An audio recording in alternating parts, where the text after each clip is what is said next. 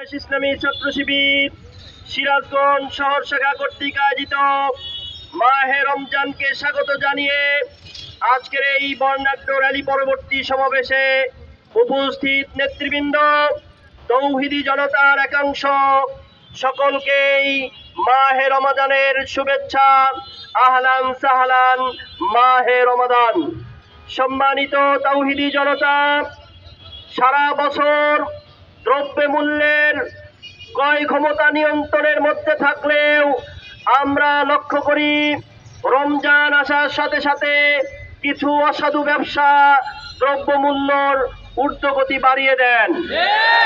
সংগ্রামী তাওহীদি জনতা, আজকের এই বর্ণাঢ্য র্যালি পরবর্তী সমাবেশ থেকে ঘোষণা দিতে চাই, দ্রব্যমূল্যের নিয়ন্ত্রণ করতে হবে, দ্রব্যমূল্যের ঊর্ধ্বগতির নিয়ন্ত্রণ আমাদেরকে করতে হবে। প্রিয় ভাইরা, রমজানের পবিত্রতা রক্ষার্থে দিনের বেলায় সকল হোটেল রেস্তোরাঁ বন্ধ রাখতে হবে।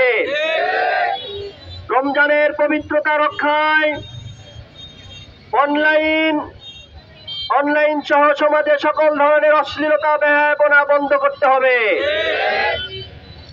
আজকের এই মাহে রমজানকে স্বাগত র্যালি থেকে বলতে চাই, আমাদেরকে রমজানের পবিত্রতা রক্ষার্থে চলমান সংকট, খুন, ধর্ষণ সহ সকল প্রকার অন্যায় প্রতিরোধ করতে হবে। সংগ্রামী বন্ধুরা আমার, সারা বিশ্বের মুসলমানরা নির্যাতিত। রমজানকে উপলক্ষ করে মুসলিম বিশ্বকে ঐক্যবদ্ধ ভূমিকা পালন করতে হবে।